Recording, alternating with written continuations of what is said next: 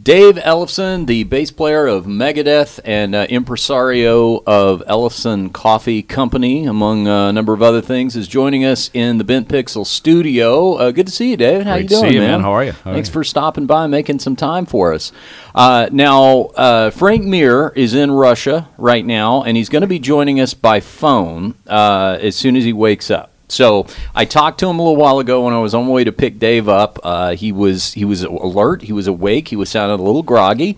He said because it's almost 2 a.m. over there, and he said, "I'm just going to take a little nap and then call me and wake me up when you're ready to roll." So hopefully we're going to get him on the phone here in a minute as we go, and he will join in. I don't know if you've ever shared a hotel room, David, with a heavyweight fighter, but it's a bit like sleeping with a bear in hibernation. I can believe it. I have not done that. The only time I've been around anything like that is I remember Nagoya, Japan, Megadeth, So Far So Good So What tour, 1988, I believe. Yeah.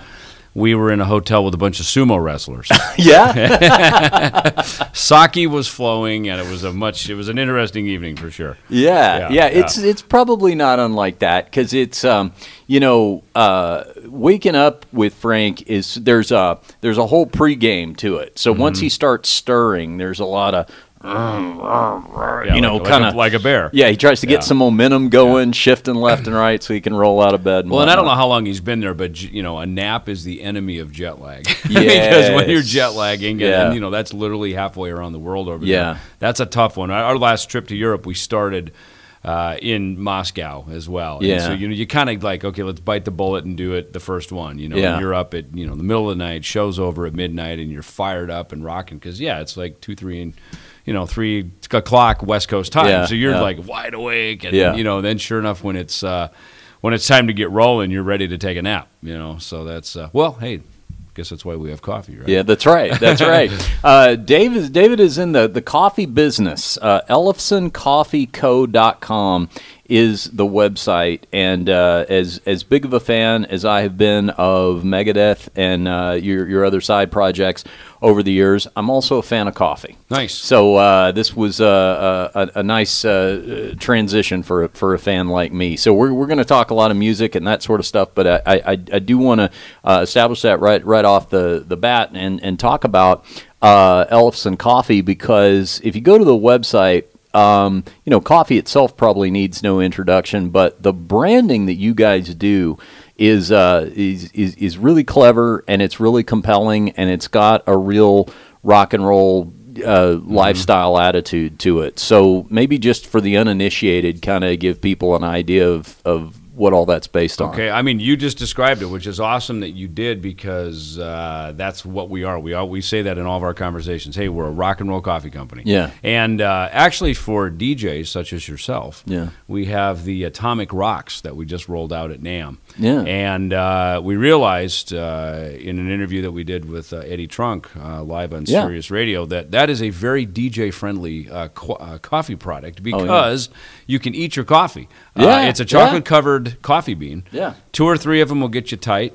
5 or 6 of them might get you shooting a little high. I wouldn't eat 10 of them. Probably overshoot the mark a little bit. You know? But few of those will get you up and going, and you don't have to take the bathroom break. Yes, So it's a fun thing, and and even for people that were just kind of walking around the trade show, it was cool because like, wow, I can have my coffee in my pocket, just grab a couple and snack on them as I go. Yeah, and you got to be careful to remember that they are not M&Ms. It's easy to eat a bag of M&Ms. You don't want to eat a whole bag of those. No, at least not in one shot. Yeah. So we rolled those out. As you see, we're working with Sarah's Organic over in Los Angeles. She's got a great infused our coffee into cheesecake and biscottis and different things.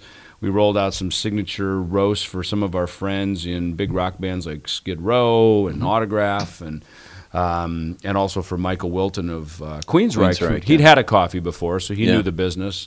And another thing that we're working on, so that we actually have, is a partner of ours over in Phoenix doing the, a cold brew, but that's on tap in a keg. So the Ellefson coffee keg.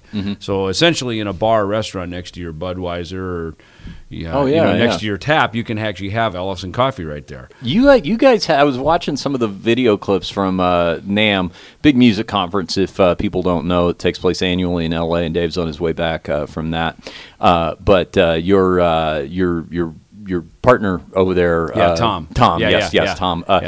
He was showing these products. I mean, you guys are visionaries. He was holding up this thermos that looked like an actual bullet. Yes. That had your image on it. Right. I mean, that's some pretty amazing The funny thing stuff. is, I just saw that. I mean, the funny thing is, we have things coming at us left and right. I mean, every day is like kid in the candy store kind of stuff at our company. And, people coming to us with that thermos idea. We relaunched Combat Records. So as part of our record label, EMP Label Group, which is, a separate venture, but very much tied with the coffee and sort of the Ellefson brand, if you will.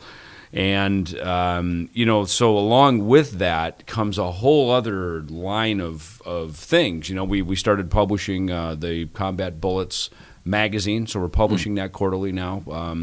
And again, just rock and roll lifestyle, things going on with our artists, things that we're participating at with the coffee company and that. And, there's a guy who plays in a band, Wrath, out of Chicago. And band has been around for a while, actually. In fact, ironically, Ronnie Montrose actually produced, I believe, their first album or some demos for them. And I learned this because I jumped in and jammed a couple tunes at the Ronnie Montrose events out there. I played with Ronnie for a couple years, 2006 to 2008 or something like that. I played with him for a couple years, and a lot of fun, super fun gig. And but this guy from Wrath, I mean, he comes to us with like Ellefson, flasks. He made combat rings. I mean, it's like sitting down with a merchandise company. I mean, it's just incredible the stuff that he comes up with, and we're really lucky to be around. I think because we have all this heavy metal and rock and roll branding.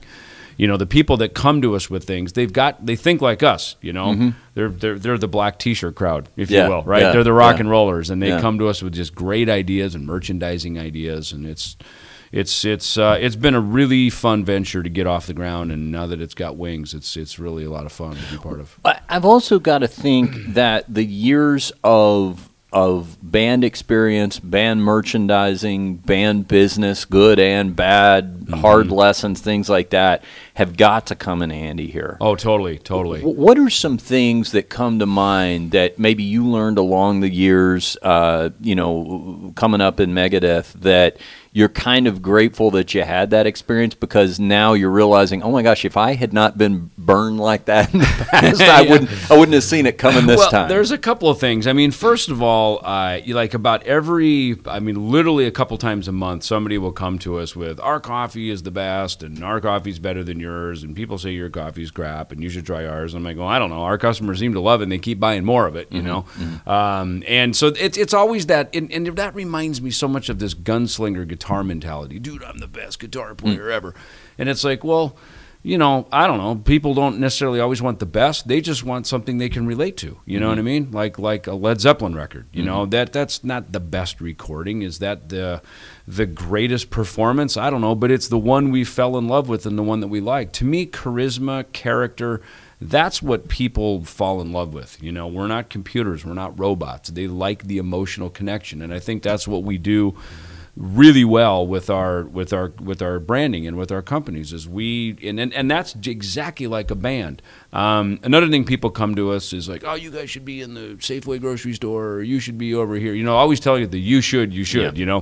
And one of the things that I find with that is, it's just like when you start a group, you usually start on an independent label. Then you graduate to a major label, and then you start to have success. Success has to be grown organically, and it has to be grown naturally. It's not something that you go from 0 to 100 overnight, because that bright star burns very quickly and it goes away. And for me, it's got my name on it, so I want it to be good. I want it to be respected, and I want people to like it because of the experience that they get with it. And that, to me, is just something I learned growing up in rock and roll bands: is charisma, believable, and something that has legs and is going to stand the test of time. Well, and with coffee in particular, and good coffee, I have as a coffee connoisseur, I have a saying that with coffee it's like boob jobs. You get what you pay for. There's a lot of different versions, high end, Might low have to end. use that one day. Yeah, please, by all means. But it's like the quality becomes apparent, and for me. Listeners to Phone Booth Fighting are well aware of this, but contrary to maybe first impression, from the way I look, I've never drank alcohol in my life. I've never done a drug in my life. So coffee is actually the only. I've never even smoked a cigarette. So coffee is the only thing over the years that would be in any way considered maybe a vice or a luxury or whatever. Right. But having worked in a coffee house as a barista when I was a kid, learning about the different grinds and roasts and things like that, it's cool to see this because that's something that can actually speak to me. Was that anything you knew about before you decided to get into the coffee business, or was it educating yourself as you went on the roasting and all? Well, it's interesting you talk about working in a coffee business, and you have your Amoeba music, yes, your I records. do. So very similar, ones, similar, right? Okay, working in a coffee store again. It's not about, dude, we're the best. That's child's play. You know what I mean? It's about a vibe. It's like, do people come in? Do they feel comfortable? To some degree, a cappuccino is a cappuccino is a cappuccino. I mean, everybody has their little, their little secret sauces and things that they do. But for the most part, it's a hang and it's a vibe. And to me, that's what I've always gotten with coffee, is that it's this hang, it's this vibe. Now, Americans, we drink coffee very differently than most of the rest of the world. Because we, percolate or, use drip coffee. And obviously when you and I were children and the Mr. Coffee, Joe DiMaggio was pimping the Mr. Coffee. I mean, that quick, and again, that's so American. It's quick and I want it now and I want it to go. I'm in a hurry. Let's go. That is a very American thing. I remember being outside the American Hotel in Amsterdam years ago, and a tour manager friend of mine, we were both coffee geeks, and he went across the street to go get a coffee, and he went in and he said, hey, can I get it to go? And they're like, to go? Like, why wouldn't you sit here and have the coffee here? Like, where do you have to go? And lobby call, bus call, I mean, and that we're so American, and the Japanese kind of follow suit with us because they like American things. Probably same with Canada a little bit, but you really, once you leave North America, or even down into into Latin America, Mexico, things are really more about espresso drinks. A coffee becomes like a quick, it's like a shot. You throw it back, you wake up, and you're on your go. Or maybe it's an after meal, you have a quick shot, and that's it. And you usually don't drink milk in the afternoon, so like the milk that we put in coffee, like coffee cream and things like that, those are very Americanized kind of things. And I think, look, let's face it. I mean, Starbucks made the coffee revolution popular in America. I mean, there's a gazillion other little coffee shops who get to have a career as a retailer as a result of what Starbucks did. And I mean, it's almost like that in a genre. I mean, because of Metallica, thrash metal they carved a really wide swath for Megadeth, Slayer, Anthrax, and 20 others to walk down this aisle. And it's like that in any, there's always that kind of the big leader that carves the path, and everybody else gets to follow in along with that. Yeah. It's Frank is. By the way, I'm going to try to. So here's what we're going to do: as we keep going on this interview, I'm periodically going to call Frank, Mikey. Mikey's over here producing off. We got to get him some atomic rock so we can just carry those in his pocket. Yeah, he needs it right now. And what I'm going to do is, so we're going to hear this ring, I think, and then we're eventually going to wake him up. I'm going to try to call Frank here. If not, it's a good segue opportunity because Frank, like me, is a fan of good coffee. And he actually is the master of the French press. Oh, nice. So usually before we do a podcast, he's over there working his French press. Yeah. Well, and a French press is one of the most honest cups of coffee you'll ever have. I mean, it really keeps all of the ingredients, and it doesn't get cooked out. Your call has been forwarded to an automated voice messaging system. 7. Oh, gee. Hang on. I was about to give it. Sorry, I didn't think about that. Actually, that would be the way to get him back. Exactly. For not being awake. Yeah, but yeah, the French press. It's funny. We actually have a French. You saw the bullet, right? So I saw the new Ellefson Coffee French press, and it's like a portable French press. You got your own French press, which is a portable French press, which is awesome because again, for us Americans on the go, us rock and rollers who are out the door, to have a French press you can throw in your suitcase and be able to make a French press. And that there's another thing too. In a lot of once you leave America. The hospitality industry, like hotels, and we're in Vegas where things are pretty posh. Hotels are nice because they want guests coming in. But a lot of you leave America, and the quality of the service industry is of a whole other level, and it's not driven by gratuities and tips. And maybe that's part of it. Is oftentimes there's a kettle to make hot water, usually for tea or something like that. So that's already in your room, in your hotel room. So a French press is perfect. Bring your own coffee, bring your own French press. You've already got your hot water maker in the room. You're good to go. Yeah. You guys, I want to maybe relate this back to Megadeth and the point that you guys are in your lives because, I've interviewed Dave Mustaine a number of times over the years, and modern day Dave Mustaine is also a very business minded guy as well, and now you got a couple of newer guys in the band, right. And I'm wondering if there's any kind of dynamic of. There's got to be guys who, and I have not met the newer guys, but there's got to be this, in a way, this sense of, oh my gosh, I'm about to get into one of the big four thrash bands of all time, and then you get in it, and you got a couple of the original guys sitting around going over their business plans, and I got my new signature French press coming out and stuff like that. Is there any expression on their face that's a little bit like, okay, this is a little different? I'll speak for our most recent member, Dirk Verburen, who came to us. He was new drummer from Soilwork, really renowned, really regarded as like the renowned grindcore genre drummer. So brings incredible skill into the band. He, nice upgrade for him to come up into Megadeth, just as far as how we travel and the things that we do and playing on big stages and all that. So he's really thrilled about that. And he's, venturing off into other things. He's always done a lot of session work and various things. So I think that's kind of opened that door for just other opportunities for him to start thinking about these things that maybe he didn't have a platform to do that before. Our new guitarist, Kiko Loriero, who came to us from the group Angra out of South America, if you think kind of like a dream theater, if you will, out of South America. Kiko, very much an international guy. Dirk also, by the way, born in Belgium, raised in France, now lives in L.A., so very worldly. Kiko, born and raised in Brazil, married a Finnish woman, and lives in L.A. So he has this like little triangle of Scandinavia, South America, North America, and he actually does conferences and expos down in South America. I wouldn't call it like Tony Robbins, but sort of these like business expositions that he does.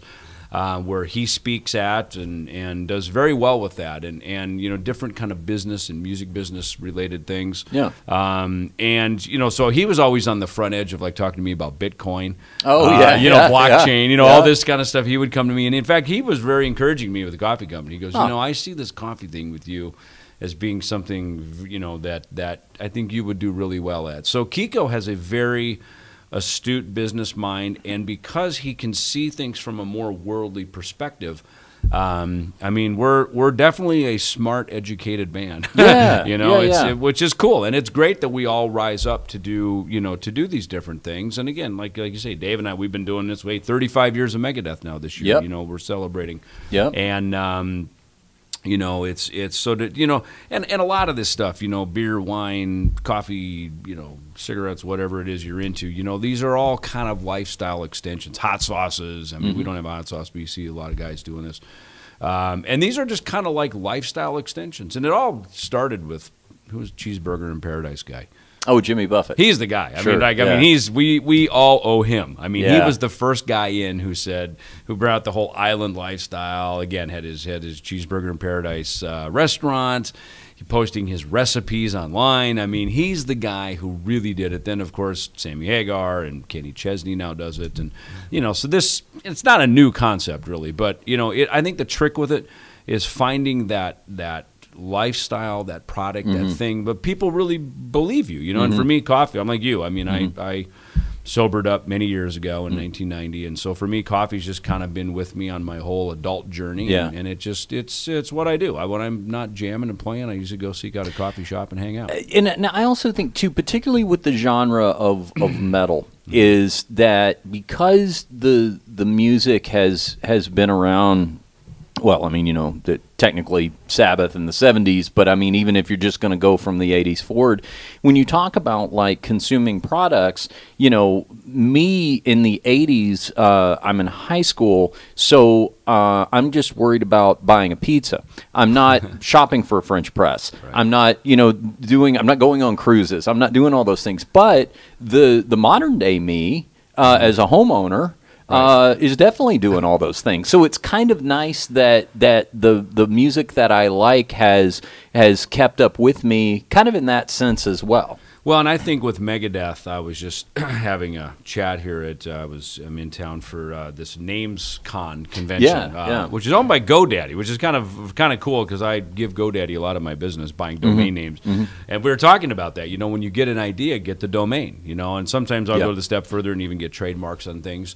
My thought is if you can dream it, secure it, get it and have it. I mean, don't just sit on and squat on it and, waste it. But again, try to hopefully, put forth good use on that. And so as you're, those are sometimes kind of the first steps of it is if you have an idea, bring a product or an idea to market, get a domain name for it. If you think that it's worth something that you should, go to the distance to trademark, that's kind of the final step of it.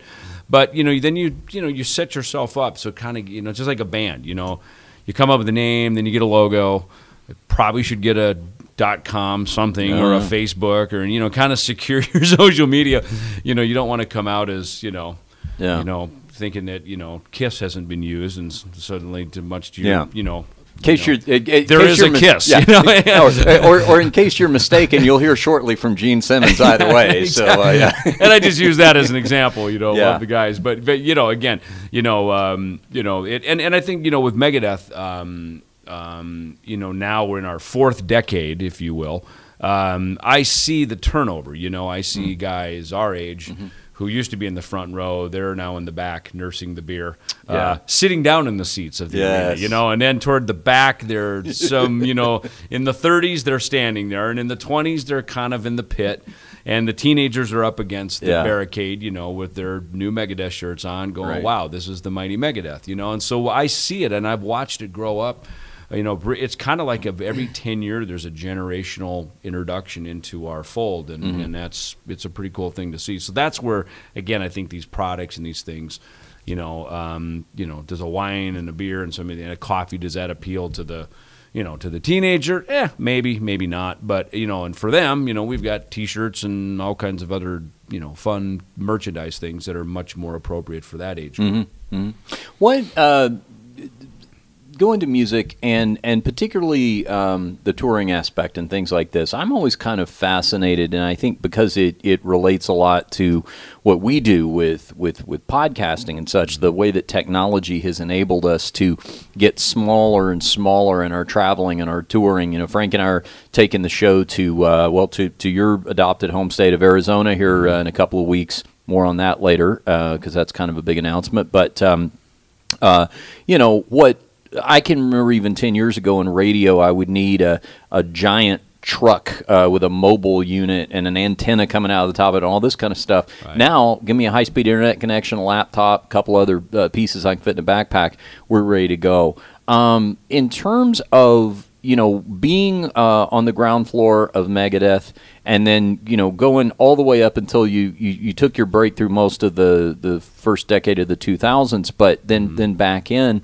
Talk about some of those things that have changed from a technological aspect, that have made it better or worse, or well, look, what comes to mind? I mean, it's the same in our world. I mean, Facebook Live. You know what I mean? I mean, just being able to, like sometimes I'll pull up, get off the tour bus, I'll go into the Megadeth Facebook Live, turn it on, and walk off the bus into the arena. There's all the seats, walk on the stage. I mean, you can give that.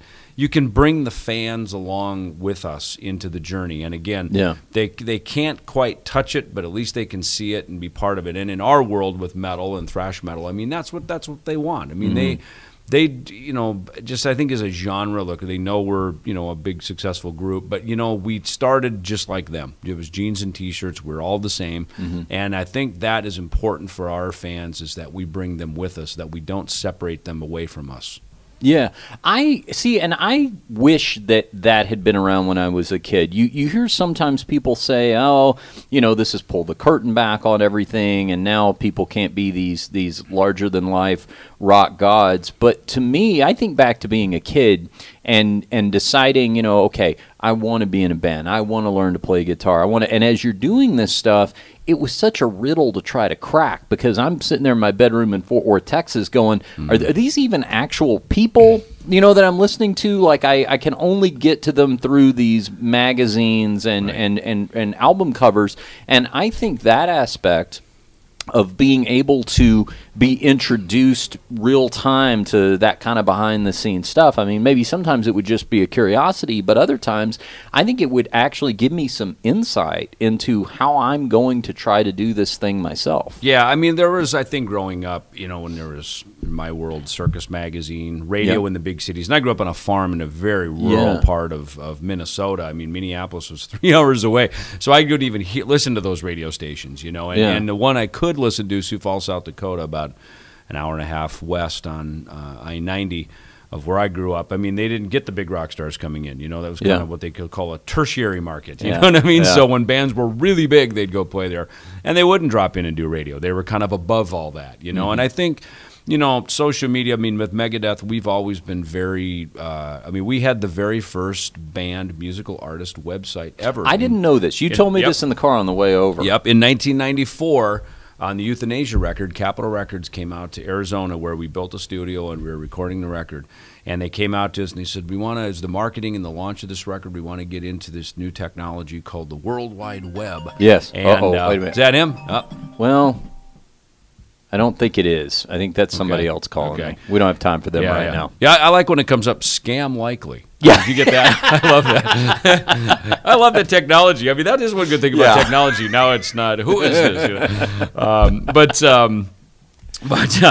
So anyway, so they built this whole big, huge, very cumbersome website for us called Megadeth Arizona. And it was hosted at HollywoodandVine.com, which is the cross streets of Capitol Records in Hollywood. So this is like the actual Capitol Records building. Yes, exactly. The famous building. Yep. So we started integrating and chatting with fans, and we had our own website, or our own email addresses rather, so we could engage with fans, and that was what they wanted to do. They wanted to start this whole concept of chatting and bringing the band and the fans together. And I mean, then it went from there to Megadeth.net to Megadeth.com, and here we are. You were telling me what was the original domain, Megadeth.Arizona? Yeah, it was Megadeth Arizona is what they called. In fact, that's what they said. They said, "Where in the hell is Megadeth Arizona?" That was like this whole marketing campaign around it. Yes. And then of course some fans had Megadeth. A fan had Megadeth.net, I think, and that was when you could buy like a domain for $100 for 2 years. Yeah. And then that expired, as I understand, and then another fan bought it and was starting to build a website, and then we were able to acquire that from the fan and get a hold of it, and that became Megadeth.com. And it's funny because then you go over to like Megadeth Facebook, and there's like we have 8 million followers now, and likes and followers and stuff, and it's just really it's just amazing how things have morphed. I mean, remember that other old platform, MySpace, which was the newest, coolest thing, So, and it was interesting at this convention today because people are like talking about different, .coffee .music, .club. There's all these different new domain names that are coming out, and then some of them work. Like when you go to register a site, if you want to say, DavidEllefson.com, say, do you want DavidEllefson.biz, .info, .org, and all these different ones that, kind of like bands. Some of them make the grade, and some of them just go away. Yeah, I know a guy. I do some stand up as well, and there's a touring comedian I know. It's been doing it for years, but he always pushes his website is .biz, and every time I talk to him about it, he always just shakes his head and he goes, "I thought it would take off. I really thought it would take off." Yeah. Now, what about does the Does the band, because I was thinking another interesting thing, and I saw this in radio, because once the internet really came to be, I was already working in radio, and what was happening was I saw that there were guys who were older than me in radio that were going, okay, this is my cue to retire. Like, I don't know how to run a website. This is supposed to be audio only. What do you mean somebody's going to be seeing my face?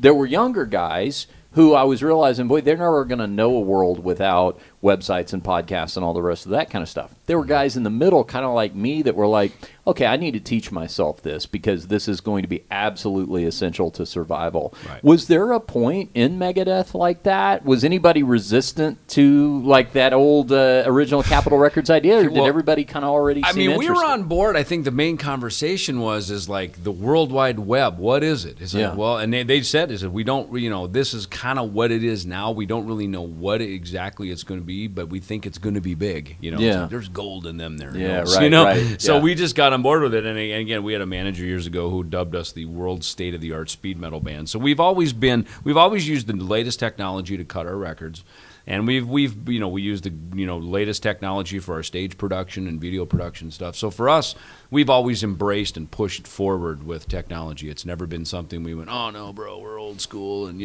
it's you can keep an old school heart, but you have to have a new school mindset, I think. It's funny, musically, I remember that point you're speaking of on 1998 Ozfest. We were sandwiched between Limp Bizkit and Tool. And of course, Ozzy's Ozzy. He has the headliner, and Tool I enjoyed. I mean, to me, it kind of reminded me of a modern Rush 2112 or something. This very cool thing. And obviously, Limp Bizkit was the new rowdy kids on the block. They were causing trouble, and people were doing the kind of hip hop dance. Oh, right. And we're up there doing old school speed metal headbanging. You know what I mean? And talk about feeling out of place, like going, what happened to our life as we knew it, because we'd go to Europe and of course in South America, and it was full on heavy metal heaven, and then all of a sudden, but in America you could really feel the tide shifting, and especially this kind of Korn, who we took out in '95 on their first big arena tour with us on that Euthanasia album. They had this whole new look and kind of way that they bounced and sort of slumped over and doing their thing, which they largely created that. I mean, they were the ones who really set that trend in motion. So it was interesting bringing out new bands and watching them as they're opening for us. Pantera even, and Stone Temple Pilots and Alice in Chains, watching these bands who invent their own new future. And these guys were like genre changers. I mean, they created new genres, really. So it's, sometimes there's those moments musically, too, where you're just going, oh, my gosh, have we just made ourselves obsolete? But, you keep going. And I think one of the things, as long as you keep moving forward, you can't really ever go back in time to revisit. But it's like things seem to come around, and I like that analogy that, there's a reason the front windshield is a lot bigger than the rear view mirror, because you're only supposed to glance in the rear view once in a while. The big picture's in front of you. Yeah, things do come back around. I thought, in the 90s, which was the dark ages for for metal. Yeah. Everybody seems to agree on that. When it gave way to the 2000s, And I remember the first couple of, I guess what you would call metal or hard rock nostalgia tours, these package shows that were starting to get put together, which I saw that coming a mile away, because at the time you saw package shows of like Motown groups and stuff like that. So you're like, well, of course this is what's going to happen, because the fans age and then they're going to package them together and they're going to love this. What's next? Vegas residencies? Yes. But I remember one of the first sort of nostalgia package shows like that I saw.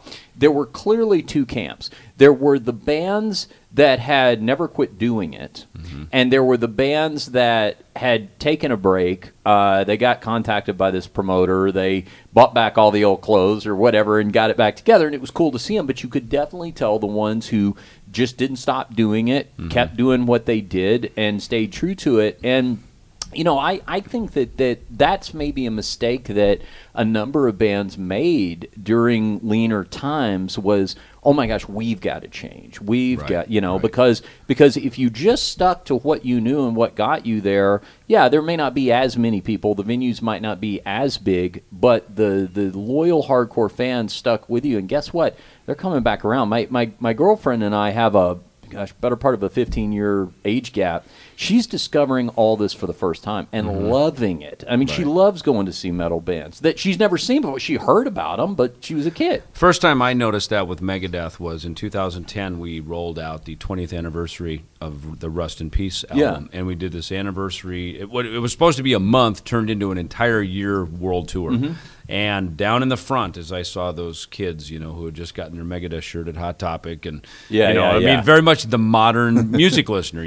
That's what you do. You go to Hot Topic, you go to the mall, you buy your stuff. Right? It was very different than when I had to send away in some mail order in the back of Circus magazine, roadie rock tees, or something like that. But so this stuff is much more accessible. So there they were, and you could just see them. They're like, wow, this is it. This is this band we've heard so much about, and that was when I saw that generational thing we spoke of earlier, where people were sitting in the arena depending on their age, But it's and now again I've seen it through another 2018, it's like there's this whole other generation that comes up, and I think that when you hang in there, and you're to a large degree. Not to sound all corporate about it, but you're kind of like managing your brand, you're managing your assets, that's the kind of the corporate lingo that world uses. And it is that same thing. All of a sudden you realize that you've got something that, a logo and a name, there's a quality that comes with it, that people expect a certain sound, they expect a certain look. And I mean, when we make Megadeth records, I mean, the window is... It's the die has been cast on what is acceptable as Megadeth music and a sound and a look of it, and people I think want to come and see that too. They don't necessarily want to see a rock star who hasn't taken care of themselves and they don't look. There's an image of, like, I see Rick Nielsen from Cheap Trick. He still looks like Rick Nielsen of Cheap Trick from my In Color album. He sure from does. Back in 1975, 6 or 87, And that's an important quality to sort of keep that together, And I think, look, as long as you look decent, you're healthy, you can perform, you can play, and you can pull it off, then by all means, I mean, stay at it. Was there ever any resistance to, or did you do a necessary resistance, I guess I should say, over the years, kind of continuing that theme in Megadeth to, was anybody ever trying to steer too far away from the core beliefs? Like, that's one thing when we look at Big Four. That's one thing I've always appreciated about Slayer. Is, to me, Slayer has pretty much stayed Slayer. Without a doubt, they're like the Ramones, man. Yeah. They've done one thing really well their whole career. 100%. And by contrast, Metallica, who's really had experimental periods and things like that. I mean, what did you guys ever have to resist doing that? Oh, sure. Much? I mean, look, even Anthrax went through a couple of singers. So sometimes when a lineup change happens, that just by nature brings about a little bit of a different dynamic. I think, look, I mean, Dave, as the primary writer of Megadeth, has maintained a core sound. Obviously, he and I play together. That is a Megadeth core sound. I mean, there really is something about our interaction of our the two of us making Megadeth records together that I think that's why the fans are they love that. There was definitely a period in I mean, there's a couple of them. I think the Euthanasia record, we slowed tempos down. Our producer at the time said, hit songs are hit songs because they're at the beats per minute, BPM, at 120, because that's the heart rate, right? So the heart rate resonates with the 120 BPM. So we experimented with bringing tempos back to that. Yeah. So, there's moments like that. But, we also survived the Seattle era, and then, of course, this new metal and a lot of this stuff came in. And a lot of those guys, they grew up on a record, so it wasn't like we were competing so much. But, we always need new music. We need new innovators. We need new people to come in and create. But, as much as they're raising up young fans as well, you always need someone to look forward to. Again, I brought up Kiss earlier, Judas Priest, Iron Maiden. These are guys that, went out ahead of us. It's important that they're still here, for guys of our generation to be able to look ahead. And then I think probably another one toward the late 90s, was a very precarious time for, like you said, metal. I mean, the 90s were pretty brutal, especially for thrash and thrash metal and stuff. And by the late 90s, man, when the haircuts came, and which I did, I moved to Arizona and my hair just looked like crap. I realized it was just the heat, and the Arizona water sucks. Yeah. So, but, again, I think everybody was kind of going through, like, who are we? And, another thing, too, is artistically, when you grow up, you start to go through different things. You get married, you have kids. Meanwhile, you're also being a rock star. You got all these other things. So there's sometimes even some external things that pull at you a little bit. And as you go through that, and I think, fortunately, again, by the late 2000s, by 2010, the timing of the Big Four was awesome because it really united the four of us as the big, as the big guys of the genre. It's the Mount Rushmore of thrash metal. It kind of is. Not the only guys of the genre, but certainly the leaders of the genre. Sure. And our bands, got the biggest, the quickest out of that genre. And I think that really did well for our genre as a whole. But it also, I was thinking about it. We're one of the only genres that there were four leaders that are all still out doing it. I don't think I call it the hippie generation. I mean, that obviously had the Grateful Dead, the Jefferson Airplane. There was a handful of them, Hendrix, but a lot of them aren't here anymore. I don't know if country has a genre. I don't think jazz has a genre like that. I mean, again, there's Weather Report, Spyro Gyra. There's kind of like genres in jazz. Yeah, no, I was going to say, because if country, I mean, a lot of those guys are going to have passed on. Mean, if I were to make that Mount Rushmore, I'm going to think Johnny Cash and Waylon. I mean, a lot of those guys not are here gone, anymore. Right? Exactly. No, that's very true. And also, I guess too, for the most part, still. The majority of the original members, or at least the key members of each one of those bands. I mean, you've had a few, Henneman passed, and a few of these, but for the most part, the sound of the bands have retained. And that's very true. Right. That's very true. Yeah. And you also bring up too that the band members age like everybody else, and because I know sometimes I have thought to myself, some of the times in Metallica's history that I wasn't such a fan of, I've found myself thinking, well, if Cliff Burton had lived, he would not have been okay with it. But I don't know. I mean, he would have gotten older. He was frozen in time because he passed away so early. Did you know him well? I did. Not super well, but he was a very, very kind man, soft-spoken. Dave and I went over to see them. We were in New York right before we signed to Capitol Records. The guy who signed, Michael Alago, who signed Metallica to Elektra, was courting us. In fact, there's a great movie out that he just did called, I forgot what the heck it's called. Who is that effing guy? Oh, I saw this. Yeah. No, it's on Netflix. Yeah, is it? Yeah, I saw this. Yeah. And Michael's a wonderful guy, and amazing. just really made me appreciate. Guys like him makes you really appreciate the talent, the art, and the vocation of real A&R. Someone who not just.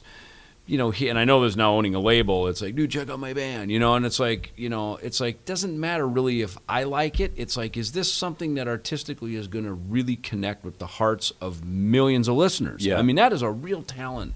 And to work with that and nurture that and continue to bring that up. So anyway, Michael took Dave and I over to Metallica. We were on Master of Puppets opening for Ozzy. Yeah. I mean, a big look for sure, at across the river in New Jersey, and 15-year-old me saw that tour. Yeah, right. So I mean, that was a huge look for heavy metal, big for obviously for Metallica. For Ozzy was on the top at that point.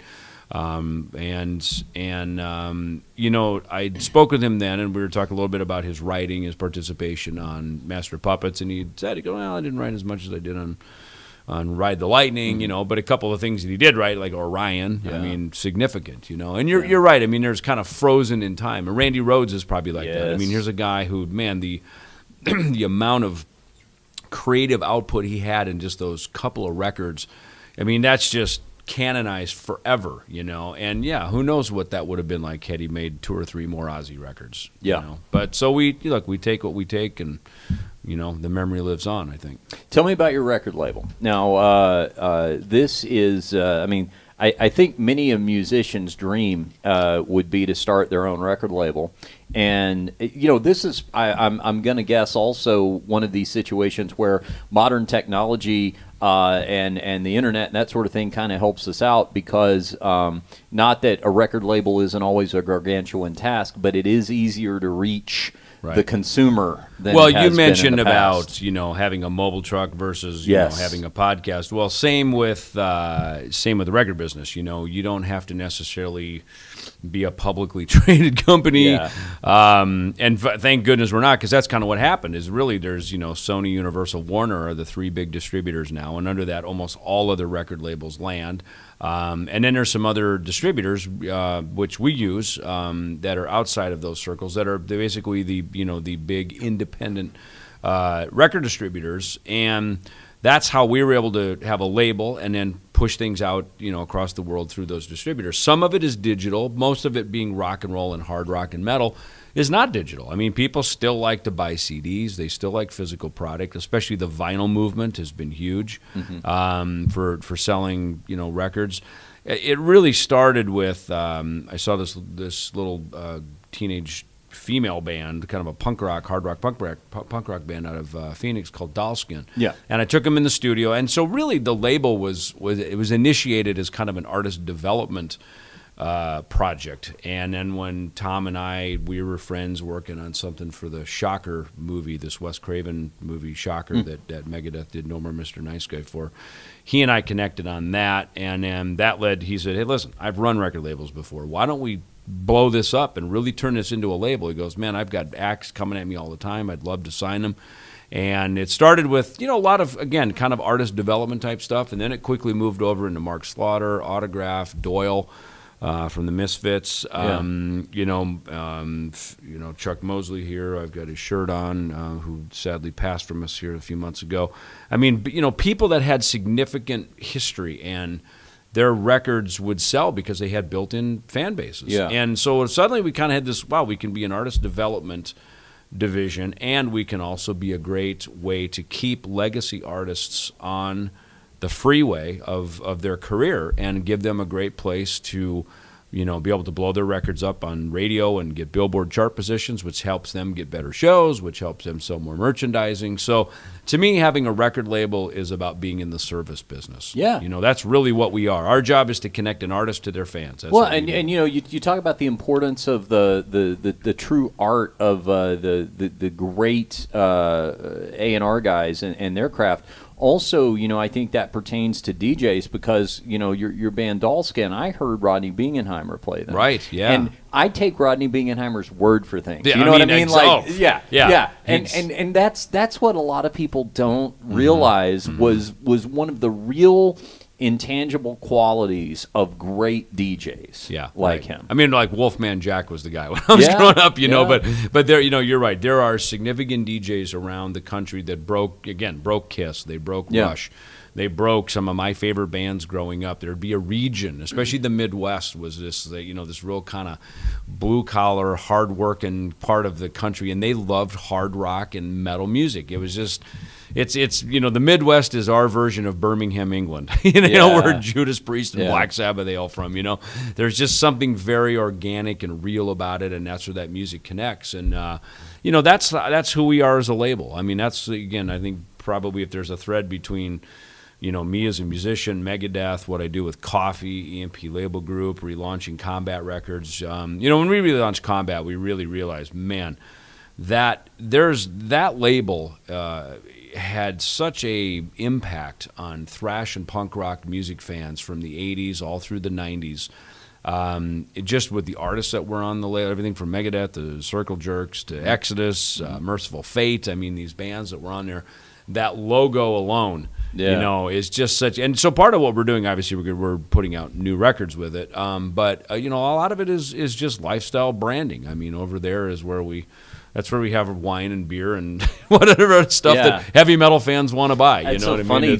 You mentioned that because Frank has 3 kids, but he has 2 teenagers, and his teenage daughter came through the house the other day wearing a Thrasher magazine T-shirt, right? And I was like, where'd you get that? Yeah. And it's young people wearing these things. Yes. Exactly. It's like everybody wanting to come back up through that culture. I wore the Rip magazine T-shirt. I saw that. The other recently posted, right? Yeah, I saw a picture. And it's of that, interesting. Right? In amidst the other things I have going on, I also own a merch company called Merch Live. Me and me and Tom and 2 other guys were partners in that. And that's what we do. With the guy that owns Rip magazine, Starwood, L'Amour's, and some other brands. We actually put out T-shirts for him, and that's part of what it is. I mean, just to own the trademark of that and to be able to put those out with the logo. I mean, that's why I was wearing all those shirts at NAMM. Okay, so you got the logo, the licensing rights, or whatever. Well, my friend Chris has them, and so he came to us. I said, "Look, we'll make these shirts for you." Yeah. I mean, since we have a merchandise company, this is what we do. We do orders and fulfillment and all that kind of stuff. So, this just that side question came to mind. By the way, we're going to get you at the airport at 4, right? Yeah. Okay, cool. Yeah, we'll wrap up here in a second. Cool. So we're pulling back the curtain, producing on the air here. I'm also Dave's ride to the airport. So, nice. So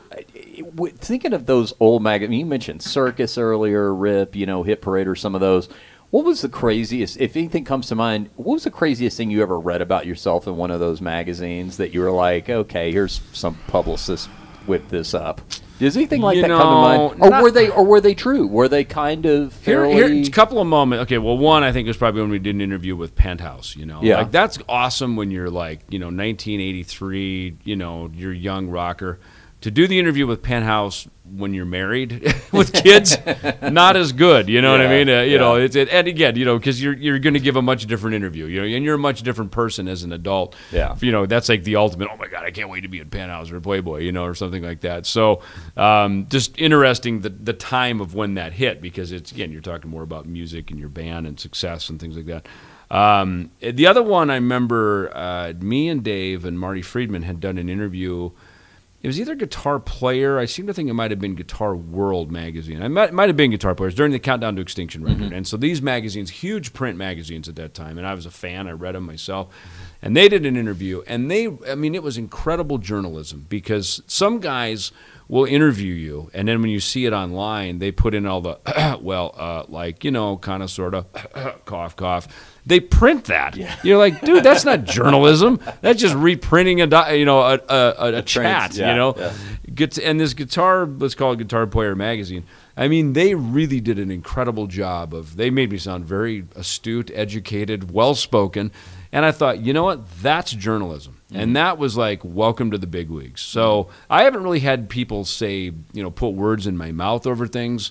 But I have had people, again, just reprint conversation. And to me, that's not journalism, man. It's like, if you're going to interview, I would consider myself and you and, the people we're talking about here to be of a world-class level. It's like, show up. I mean, a guy came to me at NAMM and did the same thing. Oh, what do you want to talk about? It's like, dude, you asked for the interview. Right. You should do the homework, come to me with the questions, and be prepared, It's so funny, David, you say that, because I always tell people, I always prided myself on doing quality interviews, but honestly, there was no trick to it. I always just said, listen, if somebody's written a book, I'm going to read it. Right. It's kind of that simple. Yeah, if somebody's promoting a movie, I'm going to watch it. Those sort of things. And so I always tell people, you're going to hear a bad interview when the first question from the interviewer is, David, tell me a little bit about your book. Yeah. That means I didn't read it. Yeah, it's kind of like how's the tour going? Yeah. Oh, boy, this is going to be a long one. Yeah. And again, I try to be, I myself personally don't frontline field all of this. I mean, I got a team of people now with the label and that, kind of field and run social media and do a lot of stuff. But again, I try to be, personable and approachable. I mean, I think that just plays to our thrash metal genre, that we have. And so again, I think it's important to be that. Yet at the same, so I guess probably if anything, sometimes I've maybe put myself in a couple of positions here and there where I've been maybe a little too approachable about, with some things that maybe I shouldn't have done, and so that's more on me than any publicist for sure. We'll wrap up with this then. Megadeth for 2018. You mentioned this is the 35th anniversary year, and the band is highlighting month to month, featuring a different album. Right. 15 studio albums. So there's been a couple of months where they're going to double up and highlight 2 different albums. That's what's happening this month. Dystopia and so far so good. So what? Yep, okay, right. Yep. And then I know there's going to be some festival dates over the summer, but also plans for new recording?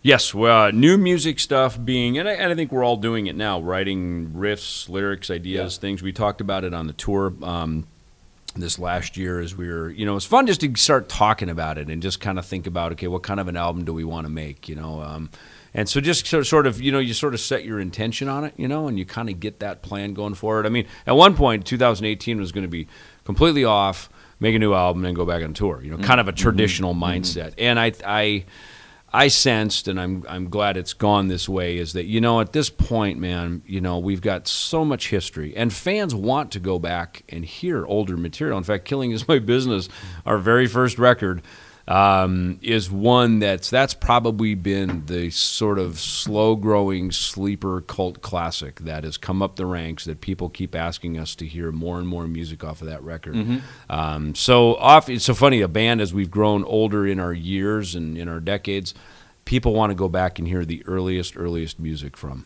Yeah, and I was also struck by the fact that Slayer announced a few weeks ago that this is going to be retirement year for them, and they're going to go at it one more time. Is it the kind of thing that everybody always falls into camps? Either that's the way we want to do it and we want to make the big announcement and telegraph it, or you do it like Rush and we're just gonna, when we're done, and we'll let you know when that happens. Which side of it do you see yourself falling into? Well, look, Megadeth disbanded at one point, so I have a little experience with that, and it was pretty sudden and kind of out of nowhere. And when it happened, boy, once you make that announcement, I mean, that's now gospel. You know? And then, we were able to, Dave moved forward with a few records that I didn't participate on, and then I came back in 2010, and I think we've had a very victorious run, since then, which has been good. I think everybody's kind of gotten their own space and gotten to do some things on their own, and yet when we come in together and we're Megadeth, you know. And so for us, it's worked out. And I again, I think if you're healthy, if you enjoy it, then by all means go do it. But if health becomes an issue, or if you just really don't enjoy doing it, it can be kind of a shitty job. You're gone from home all the time.